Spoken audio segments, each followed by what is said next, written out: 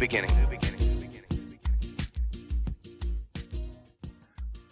Welcome to the Grief Dreams podcast. Thank you so much for tuning in and joining us again today for another episode. I'm super excited. I'm in the joy for two reasons. First, we got our co-host back on today. She's been gone for a long time with a lot of responsibility, especially her child. It's nice for her to come back on. Jade, how are you feeling today? I'm also in the joy. Thank you, Josh. I'm happy to be back for this amazing episode. I'm looking forward to our conversation today. So thank you for having me. I'm happy that the scheduling worked out for this. All right. And so I guess I should say my name. So my name is Dr. Joshua Black, and we're going to be talking all about grief, loss, and dreams today. And with our special guest, this is the other reason why I'm super excited. So today we have Mirabai Bush, and she teaches, practices, and develops programs through the application of contemplative principles and values to organizational life. She's a co-founder of the Center for Contemplative Mind in Society, founding board member of the Seva Foundation, and authored many books. Her most recent book, co-authored with Ram Dass, is called Walking Each Other Home, Conversations on Loving and Dying. So welcome, Mirabai, to the podcast. Thanks. I'm very happy to be here. Are you in the joy too? I'm in the joy. I've never heard that phrase before. I love it. My mom used to always sing it to me. It's like, I got the joy, joy, joy, joy down in my heart. What? It's funny. Good. So, it's good. It's a good day to be alive. And so I got to say, I read your book and I was blown away. There's times I was laughing, times I started crying, other times I really thought about some of the words that you guys put forward and ideas you put forward. So I want to sort of thank you for writing the book personally. And the other big thing too, the interesting way you wrote it was so unique. I've never really seen anything like that before. I felt like almost like it was a podcast being recorded between you and Ram Dass. I hadn't thought of that before, but especially the audio book must sound that way. Oh. But, yeah. But I love that. It's very contemporary, more than the word conversation. Mm. So I'm going to think of it as a podcast from now on. And Jade, you read the book too, right? Yes, I read the book. I couldn't put it down, and even thinking about it now, it was a very emotional kind of journey because it just pulled on everything. And so, again, laughing because the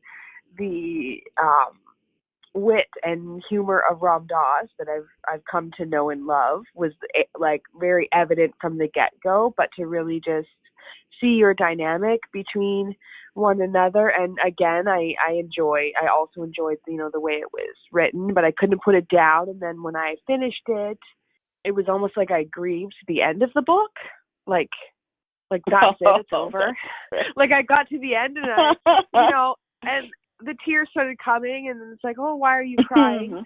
But it was over. So that was a weird journey because I've never really felt grief, for a book ending, but it really brought me to a very sweet space. I'm actually having some issues articulating like exactly what I felt, but yeah, it did something to me. And I'm the kind of person, I love talking about death and dying, which is why I'm a host here, and any opportunity I have to discuss those things, I jump right on board. And so it felt like once again I was connecting with friends, and it felt like home because a lot of people kind of shy away from those topics, and you and Ram Dass absolutely didn't. So that felt like, oh, I'm just reading a conversation between my people. These are my friends. These are things I want to talk about as well. So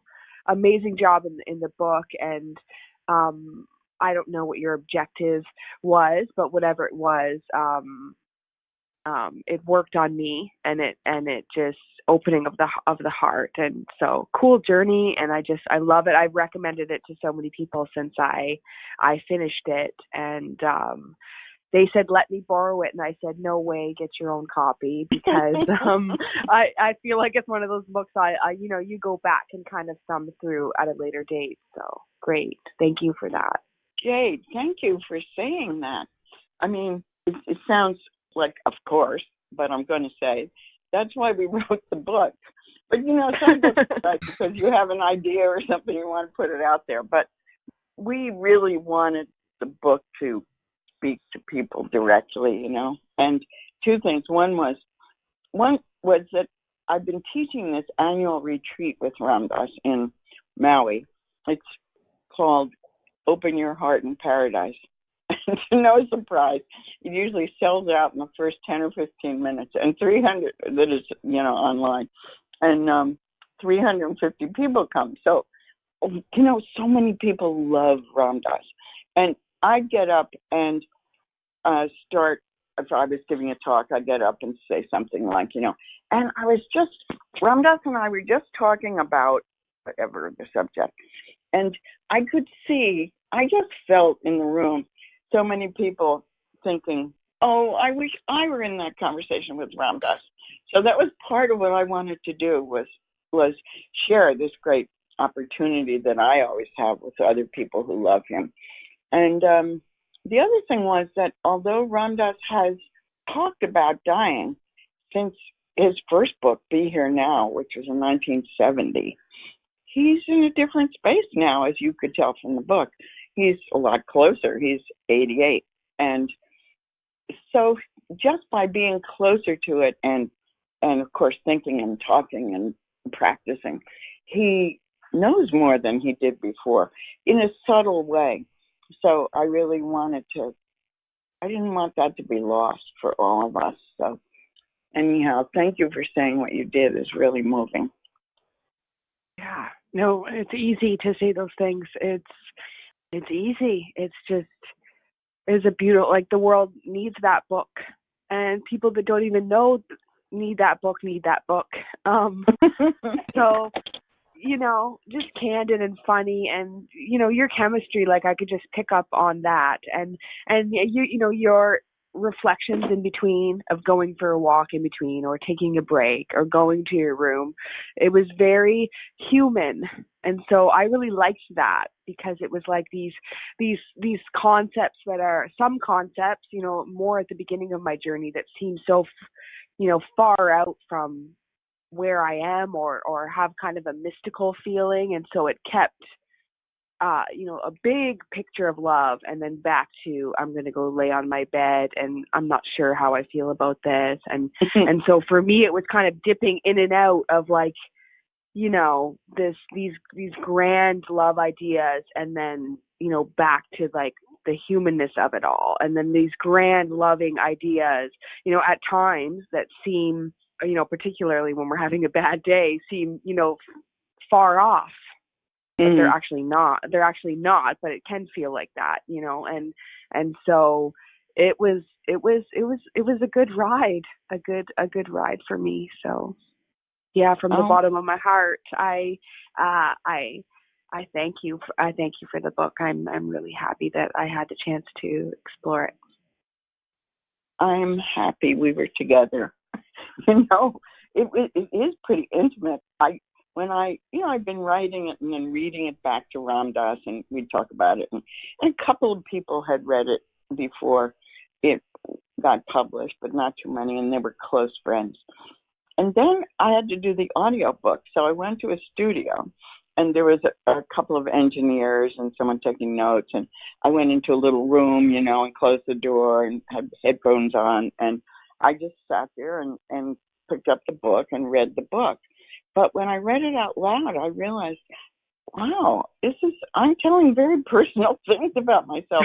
And I would come out and I'd see these people I'd never met before, and I think, oh my God, they know that about me. And then I think, oh my God, Mirabai, you're a publisher of this book, and a lot of people are going to know that about you, whatever, So that's when I realized that was, it's quite personal, but it has to be if you're talking about dying and loving. So thank you for everything you said. Yeah. You're welcome. And so when you wrote the book, did anything surprise you about talking about death for so long and dying and even acknowledging his own death and also probably your own death? Yeah. I didn't think, I didn't have a lot of terror about death. We start the book, as you know, with talking about fears of death. And I don't think I had big fears. I had been already lived a long life, lost a number of friends and my parents, and had done a lot of spiritual practice. And so I'd gone through the sort of like first levels of fear about death. I didn't think there was much, but it took us 2 years to do the book because Ram Dass is in Maui and I have to fly back. I live in Massachusetts, so I have to fly back and forth. And so during that time, I not only had the conversations with Ram Dass, but then I read voraciously because I was a student of literature. I read everything I could find on dying. And you know, when you write a book, there's a lot that doesn't end up in the book, you know, so it was a project. And I found when it was over and I started, particularly when I started doing readings with the book and so on, and then also just as it ended, a very close friend of mine died, and then 2 more within the year. And I found that I'm much lighter about it than I was. I find myself just much more accepting. It's still sad, of course. It's really sad when you lose someone you love. But it wasn't, I could hold it all. I could look at it, hold it, sit with that person, love him, and just accept that, you know, we're all going to die and this person has died and I really miss him. But I can hold that and I can hold that person within, you know, it's just a different relationship now. So that really surprised me because it was, in a way, it was subtle, but in another way, it was really important. So I've been really encouraging people to, in whatever way feels right for them, to just engage the fact that we're all going to die, whether you know, do practices around it. We put a lot of practices in the book, or you talk with your friends about it, or you read books about it, whatever it is for you, that it's a really good thing to do, because even those of us who think we're cool and we're not really afraid, there is a lot in there. It's the essence of life, the most important thing, that we are going to die, and that changes the way, you know, it makes every moment precious. So that's what I was surprised by. Wow, I'm sorry to hear about all the different losses. That's it's a lot to take. And I know in the book. Well, I'm getting old, so yeah. Is that what happens? That's what happens. While I was doing the book, I have a meditation room at my house, and it has a table with a picture of my teachers on it, you know, and the Buddha and so on. But I decided, as I was thinking so much about death, to add another little table that was for dear friends who had died. And then there were a few, and I put them up there. But over time, what I've noticed is my table is getting very crowded. And it's just interesting because it's like a physical manifestation of the truth, you know. So, yeah, we are going to die. We still do everything we can to avoid it. But I now have a granddaughter, so she's 9 now, but I have huge motivation to stay around for her. That's beautiful. It's beautiful that you have that extra reason to stay. But at the end of the day, you know, like, I think just who you are is just making a huge impact on everyone around you. And with you, because you not only talk about dying in the book, you also talk about the grief process. I think that was beautiful on how you incorporate it all, because those people who are reading it, as much as they're afraid to die, they also have to deal with those who are dying. and their own Yes. suffering. Yes. You talk about, you have some guidelines in there. So what's the most important thing you feel when it comes to sitting with the dying or sitting with the grieving? Because I feel it's very similar. Oh, yeah, it is. Well, most important, the thing that dying people need the most is just a loving presence that is comfortable with the dying. Not just comfortable with the person, but comfortable with the dying process. And by comfortable, I mean like the work that you do on yourself to let go of your fear of dying is important as you sit with dying people, because they, as people are dying, they're very much more sensitive to, what could be the vibrational realm, and they can feel what, your presence. And the more your presence can just be, Ram Dass calls it being a loving rock. You're just sitting there like a mountain, just being love, letting go of trying to change things, trying to keep this person alive, trying to of your worries as you're watching this person die. Of course, all thoughts about your own death and deaths of others come into your mind. The best practice is to, as things arise, thoughts, emotions, memories, to just notice them and let them go and bring your awareness back to the person who's dying. And just sitting there, just generating loving kindness and spaciousness so that when that person is ready, she or he can go. There's a syndrome that I'm sure of people dying when family members are not there. I mean, there's one in which people wait until a family member shows up because they really want to say goodbye to that person. But there's also, and this happened to me with my mother, frequently people will die when they're alone. I was with my mother like 48 hours in the hospital, and it's just sitting in her room the whole time, listening to her breathe. She was dying of lung cancer. And at one point, I just decided to walk down the hall and go to, there was a solarium at the end of the hall, and just sit there by myself for a little while, breathe. And I was gone for maybe 20 minutes, and that's when she died. And since that time, I've talked to lots of people about how people feel so much attachment to those they love. It's very hard for them to leave then. And when there's this space, they can do it.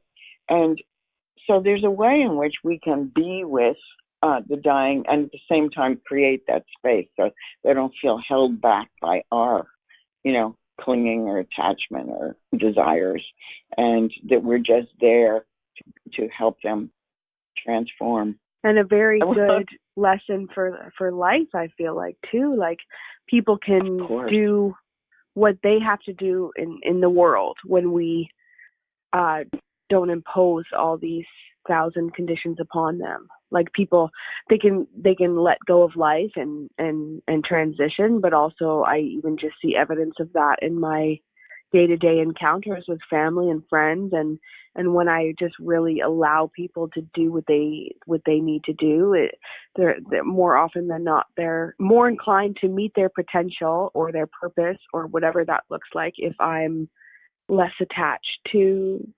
who I want them to be. And me and Joshua have actually experienced a lot of that in our relationship as well, when we allow each other to not who the other person wants or, the other person's selfish desires, but when we allow each other to be is when we do our best work. So that's a really good insight for not only dying, but life as well. That's great. Thank you for saying that. Really, you're absolutely right. And yes, I'll tell a funny story about Ram Dass. So this spring, so the book was published a year and a half ago. And this spring, we thought he was dying. He had a lot of his functions were not good. He was at home, and he was, and so the folks who took care of him called me and told me that, and I literally jumped on a plane.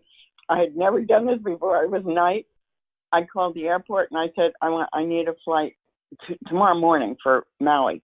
Usually when I go to Maui, it's like a big preparation, you know. So I went right away, and I got there, and we thought he was dying. He was lying in bed. His mouth was open in the way often you see with a dying person. His head was back. His eyes were closed, and he really seemed to be slipping away. And so we sat with him for some hours, and then we went to sleep. And a nurse came and put him on I think just an IV, give him fluids. And the next day we were at breakfast, and sure enough, in comes Ramdas in his wheelchair. Someone's wheeling him.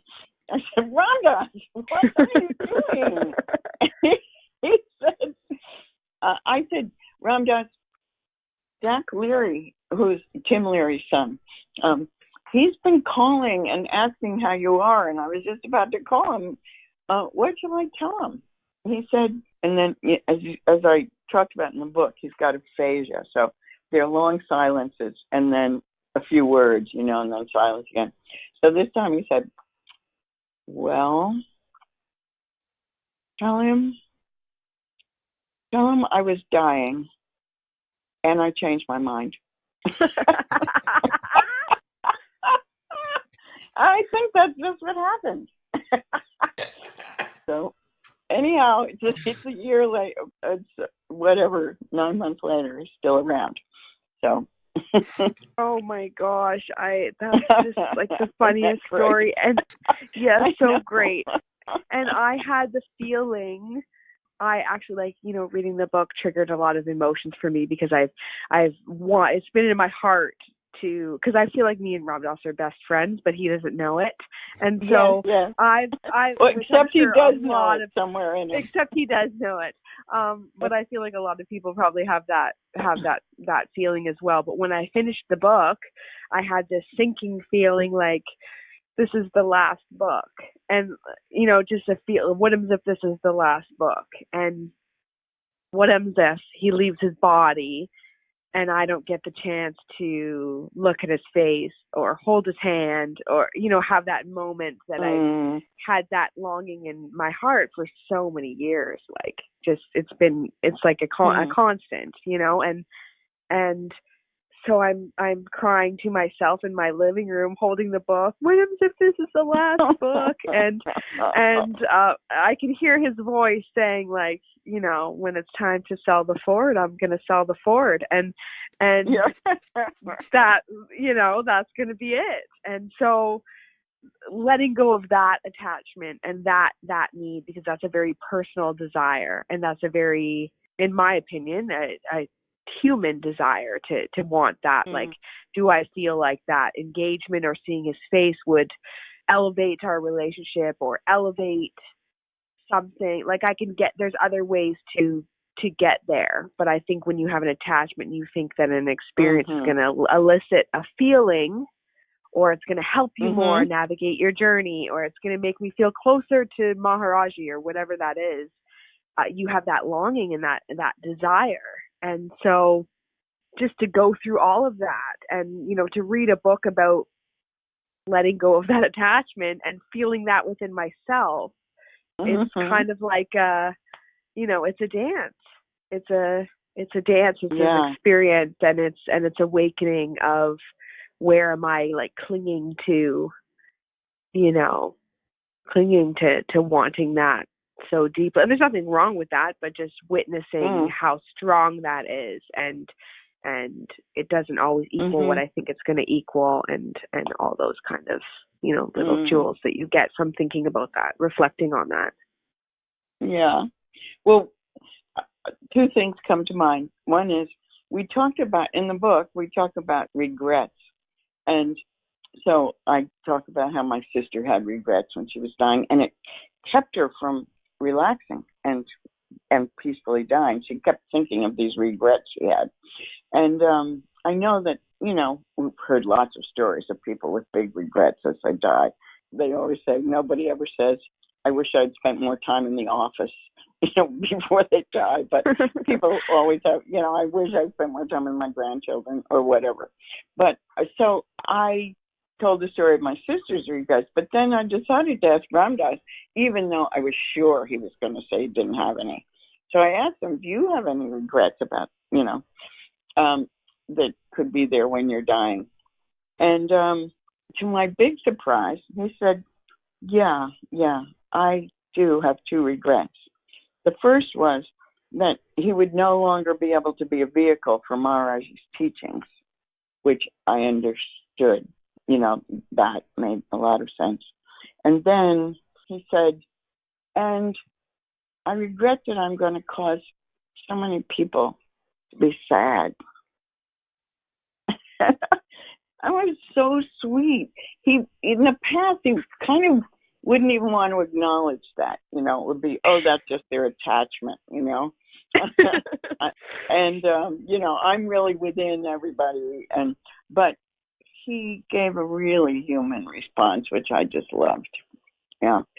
And the other thing that I thought of when you were speaking was, and actually I thought of this, I sat down for a few minutes before the call to think about dreams of people who had died. And I haven't really had too many exactly, but one really vivid one I had was of Neem Karoli Baba, who was the guru teacher of both Ramdas and me. And Ramdas met him in 1968, I guess, but I didn't meet him till 1971, which is when many of us who were with him met him.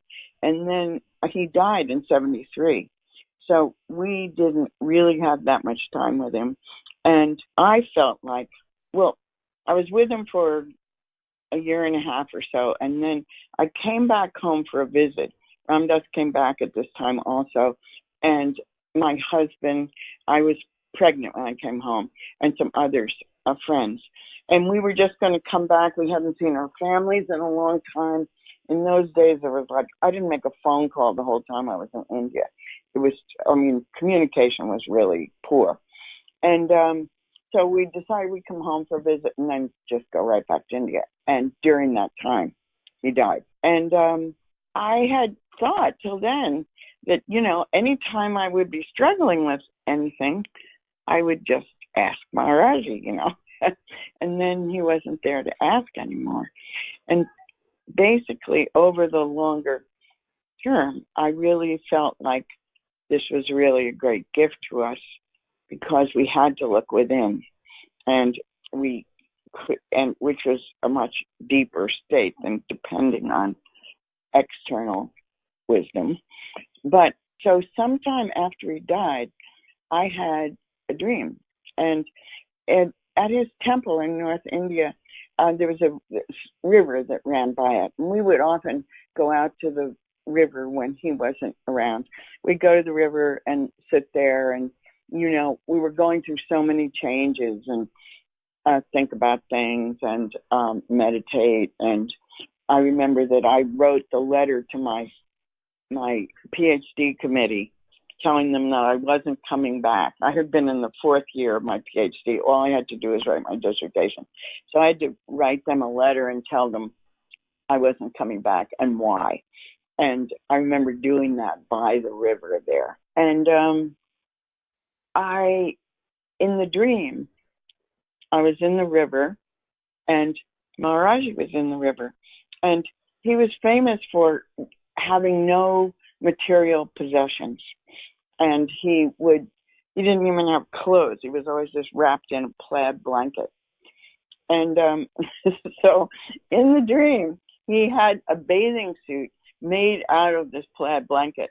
And he was like swimming and frolicking in the dream and having a great time in this plaid bathing suit. And when I woke up, I felt like it was so much a message of it's all fine, it's all fine. I'm still here, and we can still have fun, and don't worry, it's all within. That was a great dream. Gee, I think you had a dream too a couple of years ago about Maharaji. Yeah, I did. It was in 2016, and it was the night before my birthday.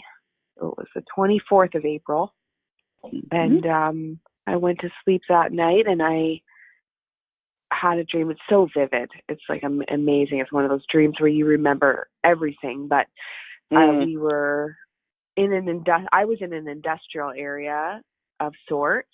I don't know where in the world I was, but there was chaos, a riot going on around me, and there was people flipping over cars and burning them, and there was violence and loud, and it was completely overwhelming. And I remember turning down this alleyway and going into this little hut, like a wood hut that was dark, and a little bit of light shining through a window with no glass in it.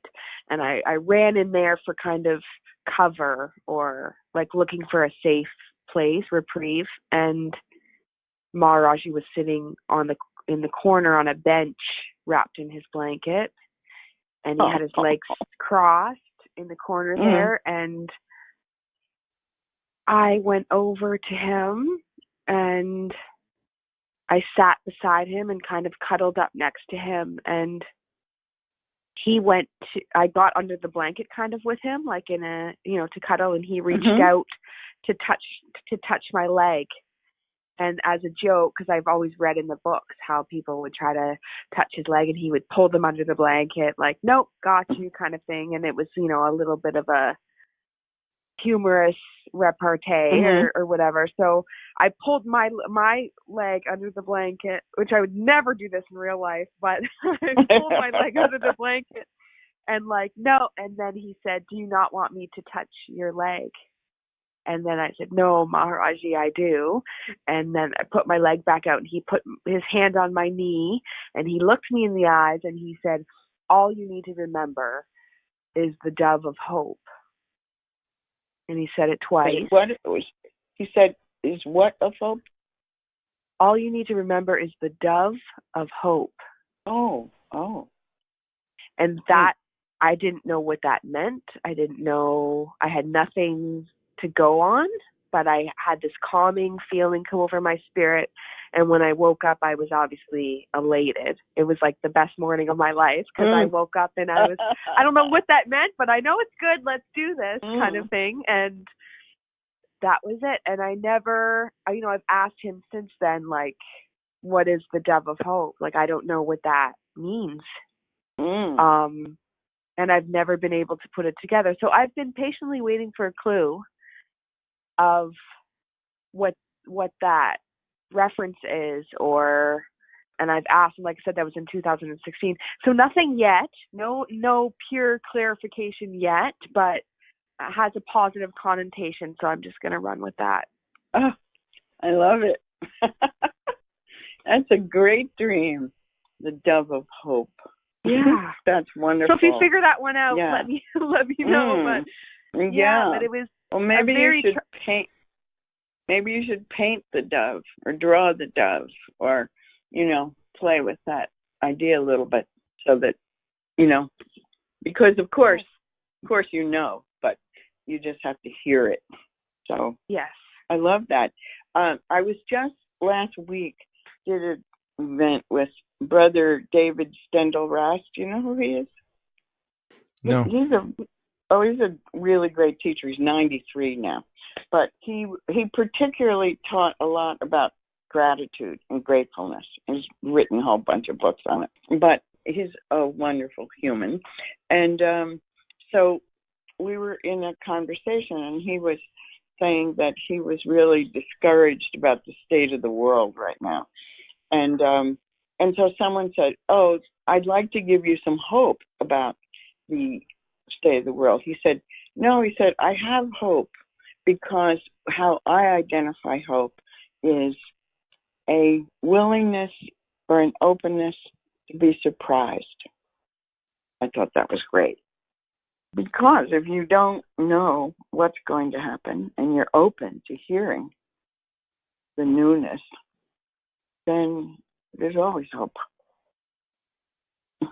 Yeah, that's beautiful. That's so beautiful. I actually want to talk a little about Neem Karoli Baba's death. I know when in the book, I think even here you said like there wasn't like that big shock, like even with Ram Dass saying it wasn't like you're in a deep mourn. You're like almost like you knew he was still there. But no, I know a Yeah. lot of other devotees didn't have that. So Mm-hmm. what was it Yes. like for you to be in a space where everyone's reacting differently to his death? Yeah. Well, I think that's true no matter who dies, you know. Mm. And yes, I think it hit those who were physically with him at the time harder. I don't know if that's why, but I mean, if you've listened to Krishna Das, who's a great kirtan leader, and others talk about it, I mean, he was really bereft for years, and but I don't know. For me, soon, and it was true for Ram Dass too, and he writes about it in the book. But at first, I was like totally sad. We all got together at Ram Dass's father's farm, and we were so sad. And then there's a group picture that was taken that day, and everybody is smiling. So, you know, I think we knew he'd tell us, you know, that it's all within. And we knew that. We knew that we were going to have all kinds of struggles and difficulties along the way. But I don't know. I just knew that was true. And I wanted him to still be alive. I wanted to go to India and see him and talk to him and be with him. But I knew in the most important ways he was within. And yeah, I just remembered that one time some student of Chogyam Trungpa Rinpoche, Tibetan teacher, asked him, Rinpoche, if it's all within you, what do you need a guru for? And he said, because he's in a Tibetan lineage where the guru is really important. Maharaji was outside lineage, and he was outside form, basically. But Chogyam Trungpa said, you need it. The student said, if it's all within you, what do you need a guru for? And Trungpa said, you need a guru to tell you that it's all within you. So I felt like I had gotten that message from Maharaji. And it was true, you know. So, yeah. Yeah, you said, I know one of your quotes in the book was when you met him was your heart was lost in his. Like he made everything just beautiful, Yeah. you know? And I think, there's something so special about that. Talk about hope, like that gives you hope to do anything, when someone can see you like that, and when you can see yourself like that, like anything's possible, right? Like you're free. Like that's when you feel the most free. And so I can see how his death can affect so many people, because then they feel as if they're not free, that they're trapped. Yes. Yeah, no, of course. It's completely understandable. And then you just have to keep remembering. I mean, even if you didn't respond by being in deep grief, he said it's all within you, but you have to, and you are totally lovable, but you have to keep remembering that, because of course, life, just presents you with so many opportunities to forget. So that's what practice is for, really, whatever the practice, and is to simply keep looking within and keep remembering. And that's one of the beauties I see, even researching these grief dreams, that keeps coming up, is there's this love that is with the deceased, not just gurus, but really almost anyone who's died, from prenatal loss to pet loss. Like, so there's this power, this love that's in there that allows people to remember that, and to remember that bond that they have. And do you see that a lot? Because you're talking with the grieving all the time, and the dying. Do you see a lot of positive imagery with the deceased, or even with other devotees of Maharaji? Yes. yes, I think people who are able to touch that place of knowing and trusting are more open. I think that is what, of course, I don't really know, but I feel and think that is what those who are now dead, what they can beam back to us, basically, is loving energy. And but you have to be open to receive it. And during the really intense grief period, often, people can't receive love because they're just so overwhelmed with the loss. And it's a very human response, and it takes time to go through. It's an important thing about grieving that it's different for everybody, and it takes a different amount of time for everybody. But eventually, that stage of intense grief passes, and there comes the experience of having taken that person into yourself, and then you just Ram Dass would say soul to soul, but you just really can, in as much as you can be in the space of love for that other being, you can receive their love back. Oh, that's beautiful. Yeah, I know with these dreams being so beautiful, especially too, if you're in intense grief or trauma, you can have more negative dreams of the deceased, almost like reenactments of the death and stuff. And then, but most people are having these positive dreams. And I know a lot of people can get jealous of people that have a dream. So someone who's a devotee of Maharaji, dreams that you two share and said, where's my dream? What's going on? What am I doing wrong? Right? I was with him for a year and a half. I have been his devotee ever since I had one dream of Maharaj. Only that one I told you. But, that's so funny. So actually, I not measurable.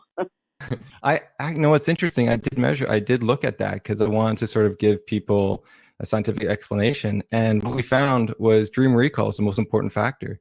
So what it's saying to me is that those who remember most of their dreams remember more of these types of dreams with the deceased in it. And so if you go further, we're probably dreaming of our deceased loved ones a lot more than we're remembering it. Yeah, because remembering the dream is the key, right? Yeah. And so it gave people a peace, which I love, that it's not that they don't love you. It's not that, something's wrong, you did something wrong, you're feeling guilty for selling the home. You just don't remember your dreams that often. That's okay. Yeah. Yeah. Yeah, exactly. No, I know. I did in one period in my life. I did some Jungian therapy, and part of it was remembering dreams. And you can do it. You just set the intention, and you put that notebook next to your pillow, and you in the night you're awakened by them, and you remember them, and then the next morning you remember them. But if you don't do that, most of us don't remember very many dreams.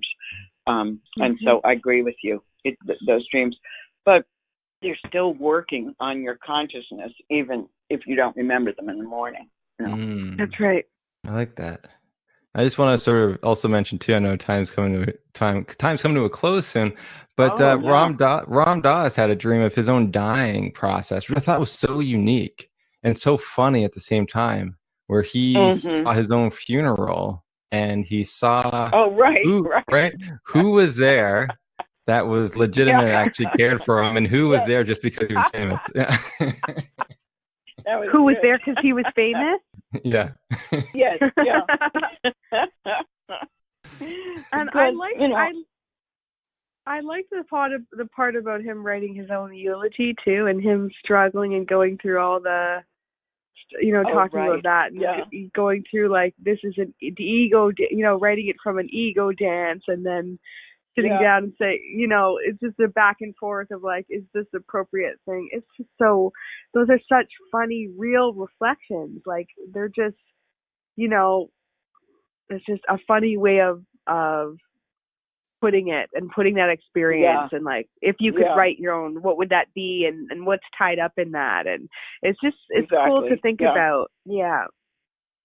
And so did you ever have your own dream of like when you're going through the process of writing the book, of your own death or anything like that? No. Or I didn't remember it. No, I haven't had that, but I have like done the writing your own obituary as a practice. Did I say obituary? Obituary. And which is really good, because when you think about what you want people to remember you for, it'd be good to do those things while you're still alive. Mm-hmm. And so it's one of the things that you want to be remembered for. Me? Maharaji told me to love everyone and serve everyone. And so I just want to be remembered as really having tried to do that. And, it's been different at each stage of my life. I've had to, there was a wonderful thing about, he said very little to us, but what he did say, you could keep revisiting because it meant something different every time you did. And so, yeah, I guess I want to be remembered for, taking that as a serious challenge, life instruction, and working with it and trying to do it. Yeah, that's what I think. Wow. Okay. I like that. Not easy, needless to say. Yeah. Love everyone. Oh, sure. But, as Martin Luther King said, I'm telling you to love everyone. You don't have to like everyone. And then for our final question, before we wrap up, we always like to ask our guests, if you could have a dream tonight of someone who has died, who would that be, and what would that look like? Oh, that's a nice question. Well, I think I have this really great friend. Her name was Bokara Legendre. And I was the executor of her estate. So I had to, and she died. She died soon after her prognosis. So she didn't have time to go through all her stuff, and she didn't have children or family. So I had to go through all her stuff and figure out what to do with it. And it was a year-long process. And I loved her a lot, and I miss her a lot because she was a lot of fun. And we used to do great things together. She lived in Mill Valley in New York City. During this year, anytime I've gone back to those places, I just miss her terribly. So I would like to be with her in a dream and laugh a lot together. I like that. She was also a good friend of Ram Dass's also. We dedicated the book to her, actually. Yeah, I saw that. You both, Neem Karoli Baba and her, the book was dedicated to, which I really wanted to sort of ask about that, because those are significant. That's a significant place to put someone. Yeah. I think she died just as we finished. That's wild. And I had been with her in California, and then I went with Jack Kornfield. We've both been with her, and we went to teach with Ram Dass. And that's a week-long retreat. And then we were going to go back to Bose, and she died during that time. It was wonderful that we were all together so we could have a ceremony for her, but it was also, we were sad. So did she get a chance to read your book? Yes. Oh, she did? She didn't read it all, but I read parts of it to her because she was dying. She was dying for a couple of months. And yes, and she loved it. Yeah. Wow. That'd be cool too if she's holding the book or something in the dream. I finished it. Yeah, really. I finished it. That's good. All right. So, this is it's a sad time, Jade. You know why? Yeah. Don't tell me. Don't tell me. Why?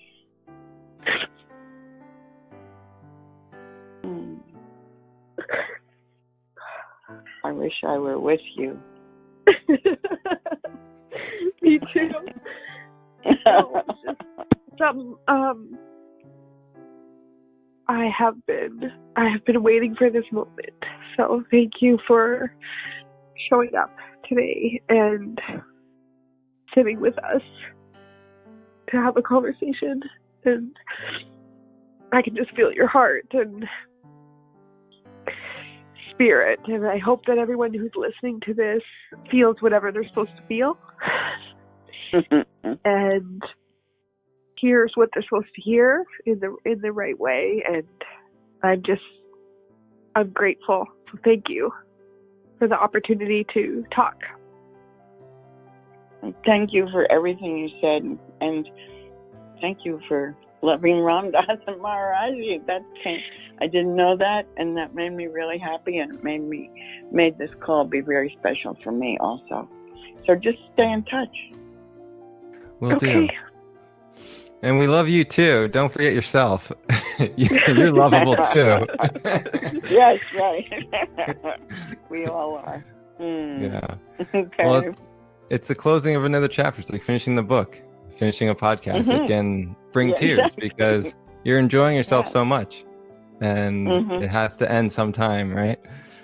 So I just want to thank you too personally. It's been a very beautiful journey, just talking with you, and I said talking about say like Maharaji, and because not a lot of people I know him. So like to even say his name is a very beautiful thing for me.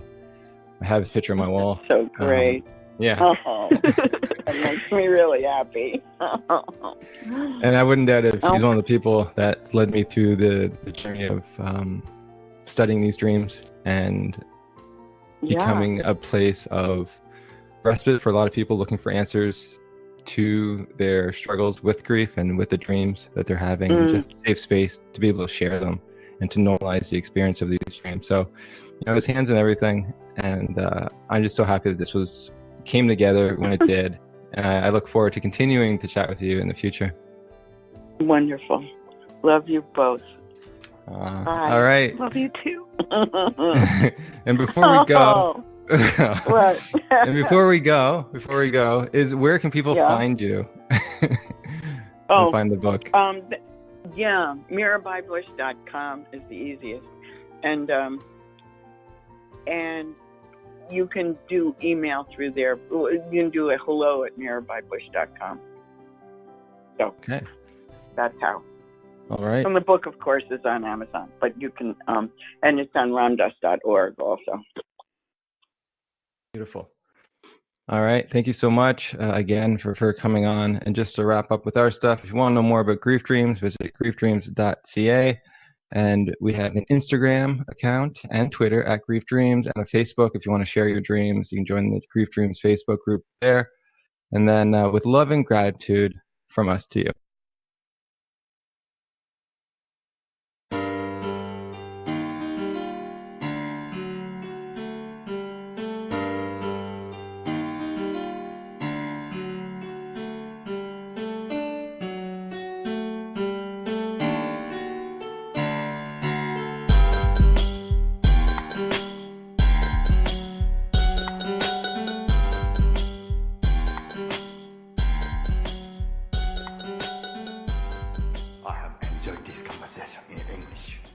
I have questions.